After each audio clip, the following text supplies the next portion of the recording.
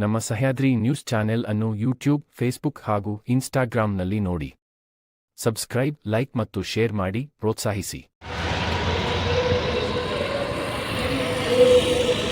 Railway station Shivamogga. ಮಾನ್ಯರೇ, ವಿಷಯ ದುರಂತ ಸಾವಿಗೀಡಾದ ಶ್ರೀಮತಿ ಅನ್ನಪೂರ್ಣರವರ ಸಾವಿಗೆ ಸೂಕ್ತ ತನಿಖೆ ಮತ್ತು ಪರಿಹಾರ ಕೋರಿ ಮನವಿ.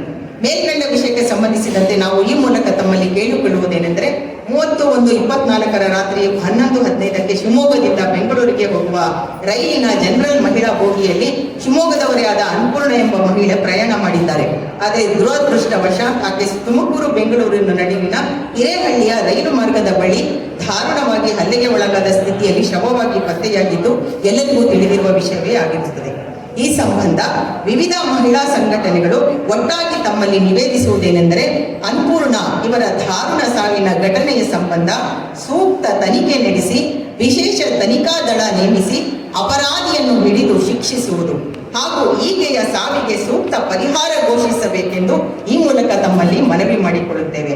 ಈ ಸಂಬಂಧ ಸಾಮಾಜಿಕ ಕಳಕಳಿಯ ನೆಲೆಯಲ್ಲಿ ವಿಚಾರಿಸಲು ಬಂದ ನಮ್ಮೆಲ್ಲರ ಆತ್ಮೀಯರ ಸಂವಹನ ಮಾಡಿ ಸುರಕ್ಷಿತ ಪ್ರಯಾಣ ನಮ್ಮ ಜವಾಬ್ದಾರಿ ಎಂಬ ಜಾಗೃತಿ ಮನದಟ್ಟು ಮಾಡಿದ ನಮ್ಮ ಶಿವಮೊಗ್ಗ ರೈಲ್ವೆ ಸ್ಟೇಷನ್ ನ ರೈಲ್ ಪೋಸ್ಟ್ ಮಾಸ್ಟರ್ ಕಮಾಂಡರ್ ಆದಂತಹ ಶ್ರೀ ಪ್ರಕಾಶ್ ಸರ್ ಅವರು ಹಾಗೂ ಸ್ಟೇಷನ್ ಮಾಸ್ಟರ್ ಶ್ರೀ ಸುಬ್ರಹ್ಮಣ್ಯನ್ ಅವರ ಕಾರ್ಯದಕ್ಷತೆಯನ್ನ ಮತ್ತು ಸಿಬ್ಬಂದಿಗಳೆಲ್ಲರ ಸಹಕಾರವನ್ನ ಸ್ಮರಿಸಿ ನಾವು ಈ ಮನವಿಯನ್ನ ಸಲ್ಲಿಸುತ್ತಿದ್ದೇವೆ. Shivamogga railway station rail post commander Shri Prakash ಅವರು ತಿಳಿಸಿದ ಮಾಹಿತಿ ಅಥವಾ ಯೋಜನೆ ರೂಪಿಸಲು ಮನವಿ. ಮೇಲ್ಕಂಡ ವಿಷಯಕ್ಕೆ ಸಂಬಂಧಿಸಿದಂತೆ ವಿವಿಧ ಮಹಿಳಾ ಸಂಘಟನೆಗಳ ಸಮಾನ ಮನಸ್ಕ ವೇದಿಕೆಯ ನಾವು ಈ ಮೂಲಕ ತಮ್ಮಲ್ಲಿ ಕೇಳಿಕೊಳ್ಳಿ. ಶಿವಮೊಗ್ಗದವರೇ ಆದ ಅನ್ನಪೂರ್ಣ ಎಂಬ ಮಹಿಳೆ ಪ್ರಯಾಣ ಮಾಡಿದ್ದಾರೆ. ಆದರೆ ದುರದೃಷ್ಟವಶಾತ್ ಆಕೆ ತುಮಕೂರು ಬೆಂಗಳೂರು ನಡುವಿನ ಹಿರೇಹಳ್ಳಿ ಸಂಬಂಧ ಮಹಿಳೆ ಮತ್ತು ಸುರಕ್ಷಿತ ರೈಲು ಪ್ರಯಾಣ ಈ ಸಂಬಂಧ ಎಲ್ಲ ಬೋಗಿಗಳಿಂದಲೂ ಪ್ರತ್ಯೇಕಿಸಲ್ಪಡುವ ಪ್ರಸ್ತುತ ಮಹಿಳಾ ಮೀಸಲು ಬೋಗಿಯಲ್ಲಿನ ಪ್ರಯಾಣ ಅಸುರಕ್ಷಿತವಾಗಿದೆ, ಸುರಕ್ಷಿತವಲ್ಲದ, ಅದರಲ್ಲೂ ರಾತ್ರಿ ವೇಳೆಯಲ್ಲಿ ಮತ್ತಷ್ಟು ಸುರಕ್ಷಿತವಲ್ಲದ.